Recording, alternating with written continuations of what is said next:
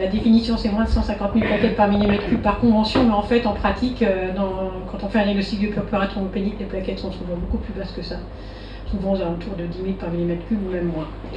Le mécanisme physiopathe, on ne va pas trop rentrer dans les détails, mais il y a des auto-anticorps antiplaquettes de type IgG souvent qui entraînent une destruction des plaquettes par le système des phagocytes mononucléés, notamment les phagocytes mononucléés de la rate. Donc c'est une cytopénie auto-immune qui est fréquente. À Nantes, on en voit à peu près 25 par an. Elle peut se venir à tout âge, mais il y a 2 pics d'incidence, dont un pic pédiatrique chez l'enfant de moins de 10 ans, avec une équivalence entre garçons et filles, à l'inverse de l'adulte, où c'est plus de femmes que d'hommes, une incidence qui a été évaluée à 5,3 pour 100 000 enfants de moins de 15 ans. Qu'on fait le myélogramme, je vous ai dit tout à l'heure qu'il ne fallait pas faire de myélogramme en règle générale, sauf chez les tout petits enfants, parce qu'on a des diagnostics différentiels, et notamment des leucémies myéloblastiques qui touchent les lignées plaquettaires, et ça peut être compliqué de faire le diagnostic, et il faut quand même se méfier. Et sauf également si vous avez une anomalie des autres lignées sanguines, notamment, évidemment, une anémie, une thrombopénie, ça c'est facile, mais aussi une macrocytose. Méfiez-vous des macrocytoses. Quand on a un VGM trop important, supérieur à 95, il faut se méfier d'une myélodysplasie ou d'un début de LAM, et à ce moment-là, ne pas hésiter à faire un myélogramme. Évidemment, s'il y a une organomégalie, une anomalie du frottis, à ce moment-là, il faut aller faire un myélogramme. Et également, si vous avez un échec thérapeutique, il faut y penser en vous disant on s'est peut-être trompé de diagnostic. Finalement, c'était peut-être pas un purpura thrombopénique, mais peut-être un début d'aplasie médulaire, une anémie de Fanconi ou un autre diagnostic rare. Et donc, il faut se remettre en question quand notre traitement ne marche pas. Alors, l'évolution du PTI, ça c'est quelque chose qui a un peu changé ces dernières années. Avant, on parlait de PTI chronique au-delà de 3 mois d'évolution. Maintenant, on dit PTI persistant. Donc PTI aigu dans les 3 premiers mois, PTI persistant entre 3 mois et 1 an, et au-delà de 1 an d'évolution, PTI chronique. Ça c'est une définition internationale qui est vraie aussi bien pour les enfants que pour les adultes. Pour que les choses soient claires. Donc chez les enfants, le diagnostic initial est souvent précédé d'un épisode infectieux viral banal, une infection virale, un état pseudo-grippal, ça stimule le système immunitaire, et là à ce moment-là vous avez vos anticorps qui sortent et la thrombopénie qui est souvent secondaire, qui arrive la semaine suivante par exemple.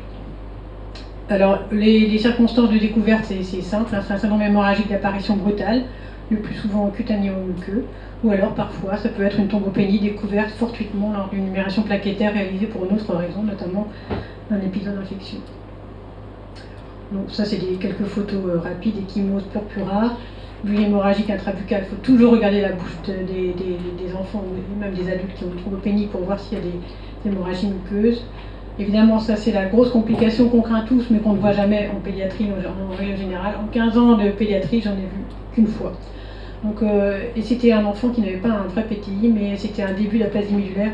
Dans les PTI, c'est vraiment exceptionnel en pédiatrie, hein, je parle bien pour les pédiatres. Hein. On connaît des problèmes de complications intracrâniennes, néanmoins, on ne veut pas que ça nous arrive. Et l'objectif de donner un traitement dans les purpura thrombopéniques idiopathiques, c'est d'éviter cette complication sévère.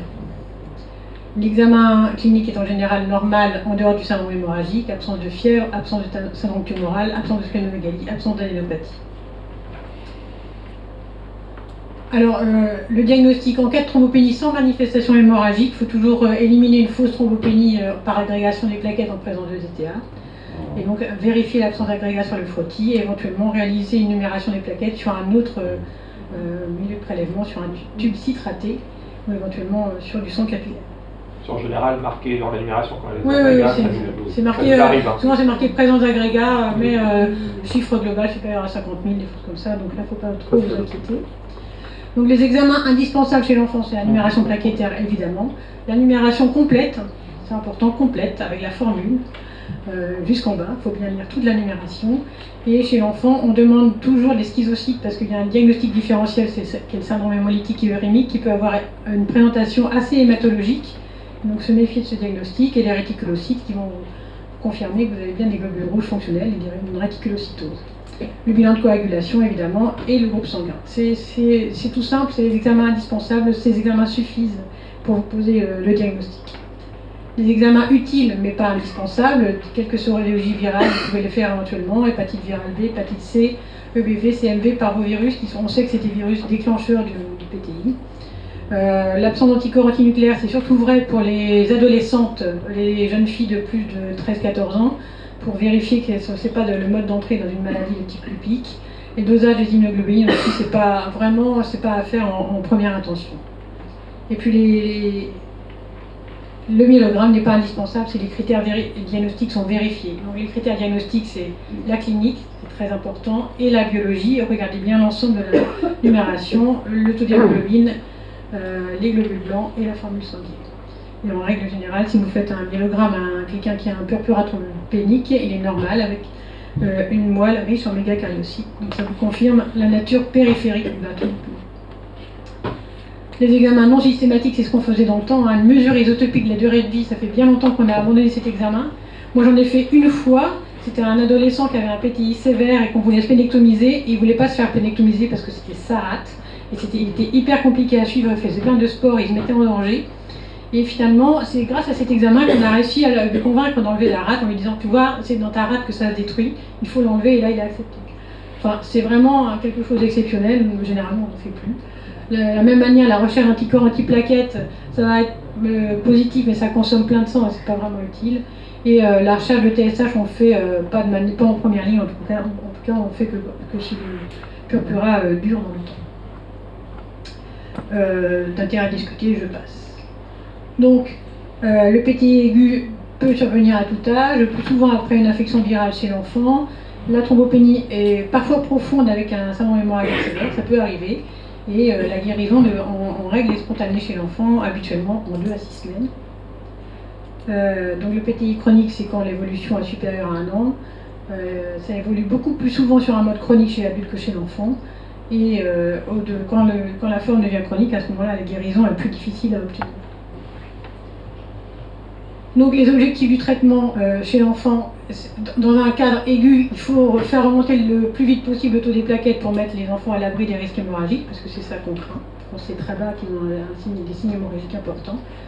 Et dans le PTI chronique, l'objectif est un peu différent, c'est essayer d'augmenter de manière durable le taux de plaquettes à plus de 30 000 pour qu'ils aient une qualité de vie correcte, avec une thrombopénie qui peut persister mais qui n'altère pas trop leur qualité de vie. Alors, comment apprécier la gravité du PTI? Les accidents hémorragiques sont rares si les plaquettes sont supérieures à 20 000. Donc notre objectif, c'est souvent de faire remonter le taux de plaquettes au-dessus de 20 000. La sévérité du syndrome hémorragique est un élément déterminant. Et surtout, ce qu'il faut bien retenir aujourd'hui, c'est que le nombre de plaquettes interprétées isolément est insuffisant pour apprécier la gravité du PTI. Et que finalement, ce qui est important, c'est la clinique. Donc, il ne faut pas vous amuser, faut éviter de faire des numérations de plaquettes tous les 3 jours.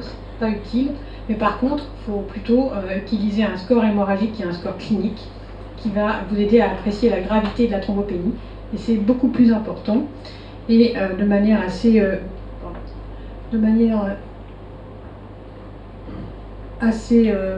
courante, on utilise ce score, un score clinique qu'on appelle le score de Buchanan, qui est simplement lié à l'examen clinique et à l'appréciation du syndrome hémorragique à la fois cutané et muqueux. Donc le stade 0, aucun signe hémorragique. Stade 1, c'est un stade hémorragique mineur. Le stade 2, c'est peu sévère, avec des pétichies quand même assez importantes et quelques ecchymoses. Le stade 3, c'est modéré, on commence là à avoir une atteinte des muqueuses. Le stade 4, c'est sévère, et donc à ce moment-là, il y a une atteinte des muqueuses sévère. Et le stade 5, c'est un pronostic vital qui est en jeu. Donc on considère qu'au-dessus du stade, à partir du stade 3, il faut traiter les enfants, stade 0, 1 ou 2. Le plus souvent, une abstention thérapeutique est tout à fait suffisante. Comment ils se présentent en général? À quel stade souvent, quand on les voit, ils sont au stade 3, puis après, dans le suivi, ils sont à des stades moindres. Mais ça, c'est très important. Et un des objectifs essentiels de la prise en charge du PTI de l'enfant, c'est qu'ils aient une qualité de vie correcte, qu'ils puissent continuer à avoir une vie normale. Donc, il faut bien expliquer aux parents cette histoire de surveillance clinique. Et donc nous, on leur demande d'aller faire des prises de sang uniquement s'ils voient des signes hémorragiques réapparaître. C'est pas la peine d'en faire systématiquement toutes les semaines. On ne se focalise pas sur le taux de plaquettes, mais sur la clinique. Une hémorragie grave est toujours précédée de signes cutanés, c'est-à-dire qu'on ne va pas saigner dans sa tête alors qu'on n'a rien sur la peau. L'examen de la peau est fondamental. Il faut que les parents comprennent bien ce que c'est qu'une pétéchie, ce que c'est qu'une ecchymose, et bien regarder la bouche. Donc ça, c'est des recommandations un peu générales sur le PTI, elles sont aussi vraies pour l'adulte et pour l'enfant. Donc le traitement des pains indiqué, c'est que toute plaquette est supérieure à 30 000, évidemment si le score hémorragique est faible. Le traitement initial est soit une cure de corticoïdes qu'on fait de manière très courte chez l'enfant pour éviter les effets secondaires et ou des immunoglobulines par voie intraveineuse. En France, on n'est pas encore tous homogènes dans les services hématopédiatriques. Nous, à Nantes, on utilise les corticoïdes en première intention quasiment tout le temps, avec une cure de corticoïdes qui est courte et à forte dose. On met 4 mg par kilo par jour, mais pendant 4 jours simplement. Et ça suffit souvent à faire remonter les plaquettes. Et ensuite, dans un deuxième temps, simplement, en cas d'échec ou de récidive précoce, là, on peut introduire les immunoglobulines. Ou alors, si vous avez un PTI, par exemple, qui apparaît, je sais pas, une semaine après une varicelle ou quelque chose comme ça, on a plus tendance, dans ce cas-là, à mettre des immunoglobulines. En tout cas, en première ligne, on utilise plus des corticoïdes, plus ça coûte moins cher, ça peut se donner par voie orale, donc c'est assez pratique. Et après, quand votre PTI dure, quand il récidive, à ce moment-là, vous pouvez refaire des immunoglobulines au coup par coup, vous pouvez refaire des cures de corticoïdes au coup par coup. Il n'y a pas vraiment de règles particulières. Donc vous voyez tous les médicaments qui ont été utilisés, ça peut être des immunosuppresseurs, de la cyclosporine, du plaquenil, enfin il y a plein de choses qui ont été utilisées. Chez l'enfant, le plus souvent, on arrive à se débrouiller avec les corticoïdes et les immunoglobulines. C'est quand même assez simple. Et pour les patients vraiment graves et réfractaires, il y a des nouvelles thérapeutiques qui sont sorties, le rituximab et les analogues de la thrombopédétine, qui ont quand même eu l'autorisation de la mise sur le marché récemment.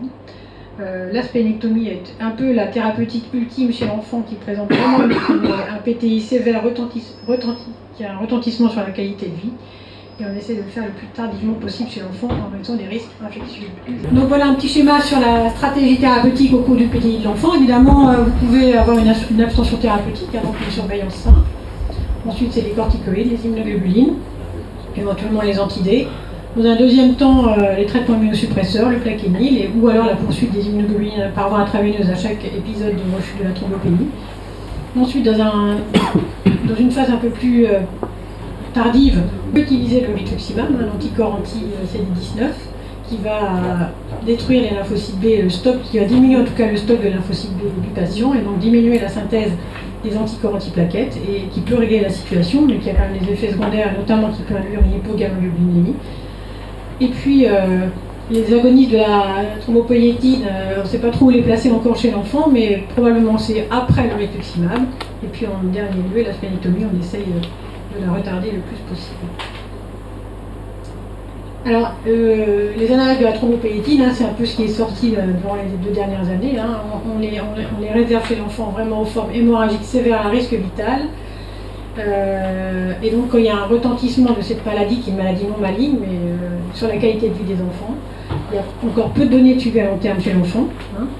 Et on sait que c'est un traitement qui a un caractère suspensif, c'est-à-dire que dès qu'on arrête, la thrombopénie réapparaît. Et donc, on a la possibilité de choix entre 2 administrations, soit par voie orale, soit par voie sous-cutanée. Il faut surtout savoir que c'est un traitement qui est très cher, puisque la boîte, j'ai regardé la boîte de 14 comprimés de 25 mg par voie orale, ça coûte 948 €. Et là, ce sont les recommandations de la Société d'hémato et d'immunopédiatrie. Vous pouvez vous y reporter sur Internet, vous regardez. Et donc, c'est pour vous dire qu'on réserve les analogues de la thrombopédétine, le PTI vraiment sévère, avec un score de buchanan supérieur à 3, avec un retentissement sur la qualité de vie des patients vraiment réfractaires à tous les traitements qu'on a essayés auparavant, pour éviter une splénectomie, au moins la retarder, ou pour passer un cap.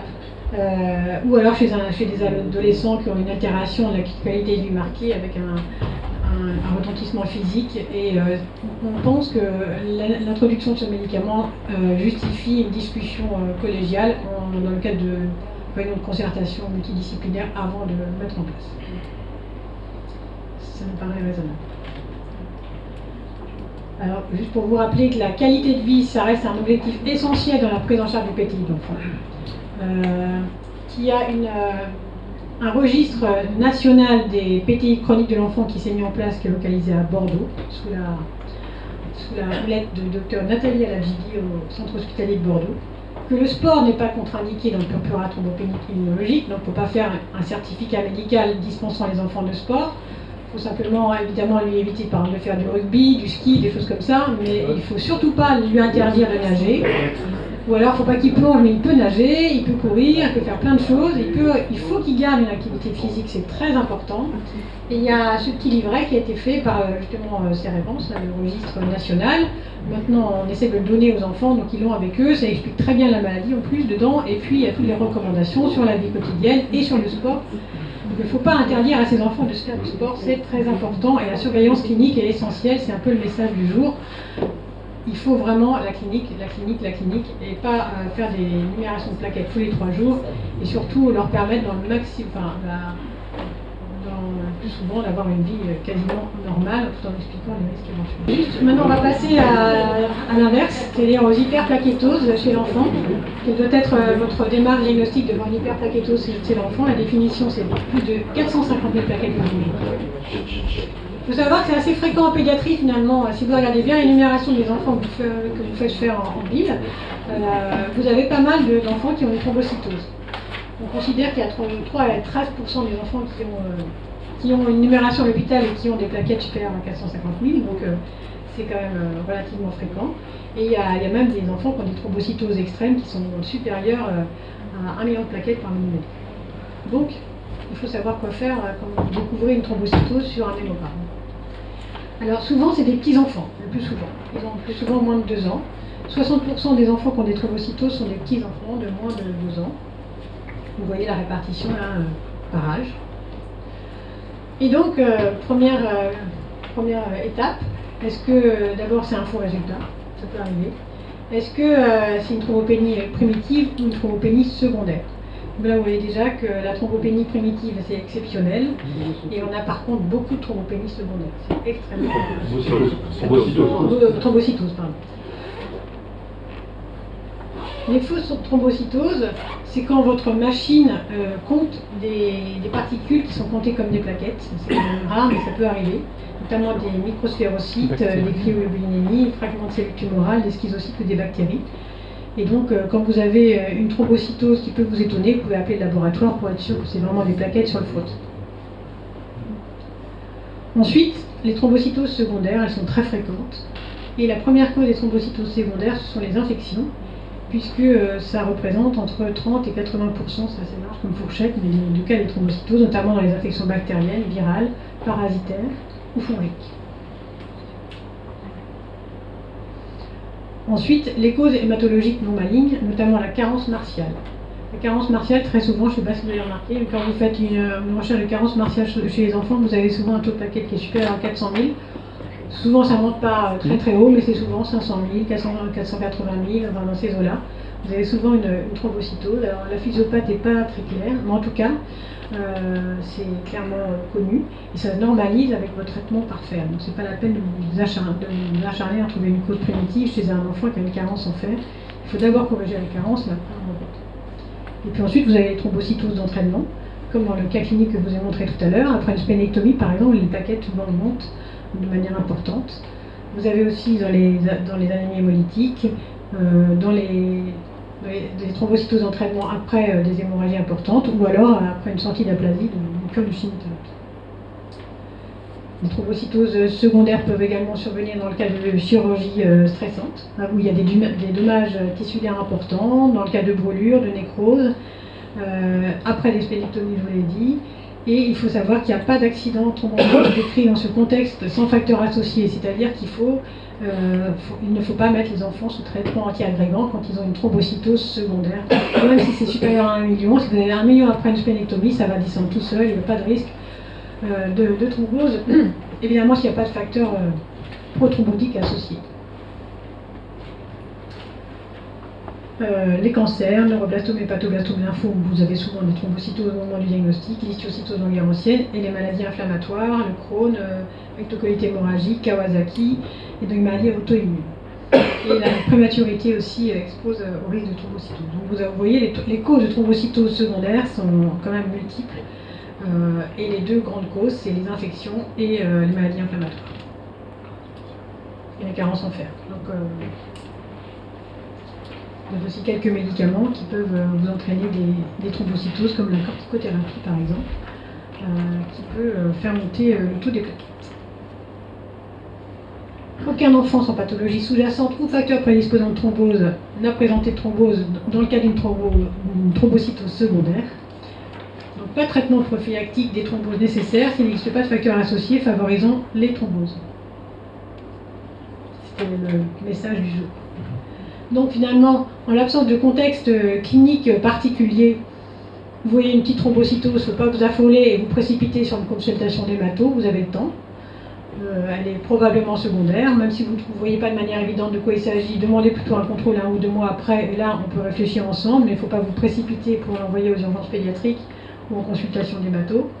Par contre, après, si vous avez un contexte un peu particulier, à ce moment-là, n'hésitez pas à demander un bilan martial, un bilan inflammatoire, et après, vous allez probablement retrouver la cause avec des examens simples, le débrouillage, et elle est probablement, encore une fois, secondaire.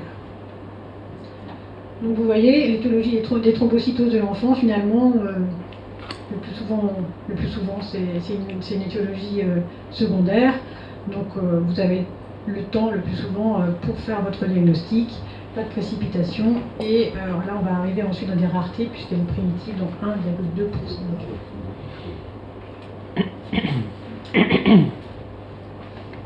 Voilà, donc une fois que vous avez éliminé votre faux résultat, vos thrombocytoses secondaires, on arrive dans les raretés. Thrombocytose primitive, on pourrait presque s'arrêter là, parce que finalement, vous n'allez peut-être jamais en voir. Dans les thrombocytoses primitives de l'enfant, on distingue deux groupes, les thrombocytoses familiales et les thrombocytémies essentielles. Et donc, dans les thrombocytoses familiales, il va falloir évidemment faire une numération par an. Et dans les thrombocytémies essentielles, faire des bilans hématologiques plus poussés, notamment des explorations médulaires, pour faire votre diagnostic.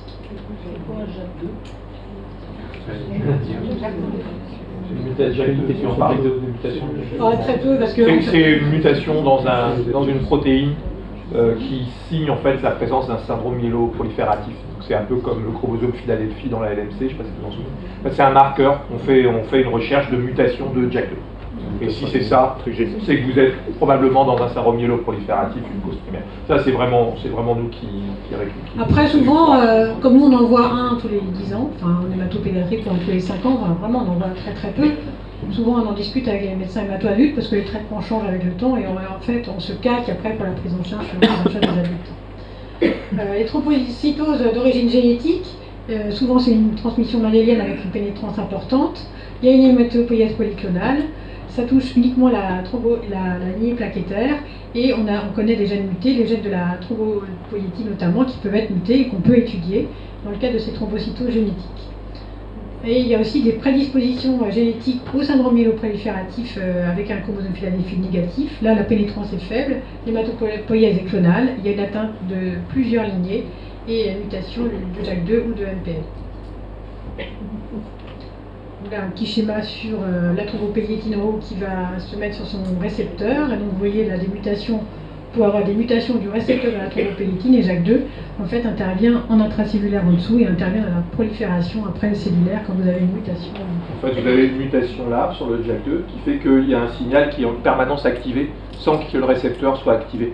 Donc c'est un peu comme si on appuie en permanence sur un interrupteur et donc ça dérègle complètement la cellule parce qu'il y a une anomalie pas génétique, hein, mais acquise au cours de la vie au niveau de JAK2. Ce qu'on retrouve dans les maladies de Vaquès, ce qu'on retrouve dans les thrombocytémies essentielles. C'est le même mécanisme. Ça a été découvert par une équipe française, il faut le dire. Ça a fait un science quand même, de rien. Donc on retrouve une étiologie génétique dans 20% des thrombocytoses familiales, donc il y a probablement encore des choses à découvrir, hein, puisque 80% des thrombocytoses familiales sont d'origine inconnue. Donc les mutations du gène de la thrombopéliétine entraînent une augmentation de la thrombopéliétine, donc une thrombocytose secondaire. Et la mutation du gène MPL entraîne une mutation activatrice du gène et donc une thrombocytose également secondaire à cette mutation. Les thrombocytémies essentielles sont exceptionnelles chez l'enfant. L'âge médian du diagnostic est de 11 ans et évidemment, compte tenu de la rareté de la maladie, il n'y a vraiment pas de grande série publiée. Et à ce moment-là, nous, ce qu'on fait en pédiatrie, c'est qu'on a la même attitude thérapeutique que dans les syndromes myéloprolifératifs de l'adulte. Donc finalement, quand vous avez une thrombocytose primitive, on distingue les thrombocytoses, enfin quand vous avez une thrombocytose, La thrombocytose réactionnelle, c'est plus le petit enfant, à peu près de l'âge de 2 ans, qui est très fréquent, des plaquettes qui sont souvent inférieures à 800 000, mais ça peut quand même monter, hein, même au-dessus de 1 million, ça n'élimine pas du tout ce diagnostic, il n'y a pas de thrombose, il n'y a pas de prolifération clonale. Dans les thrombocytémies essentielles, l'âge moyen est plus élevé, 11 ans, c'est très rare, les plaquettes sont souvent plus élevées, vous avez souvent le splénomégalie associé, il peut y avoir des thromboses dans ce cadre-là, et c'est une pathologie. Et donc à ce moment-là, vous avez un petit arbre décisionnel sur la thrombocytose. Une fois que vous avez éliminé votre cause secondaire, à ce moment-là, vous suspectez une cause primitive. Je pense que là, à ce stade, il faut envoyer l'enfant en consultation d'hématologue pour qu'on fasse tous les examens nécessaires et qu'on élimine notamment une thrombocytémie essentielle.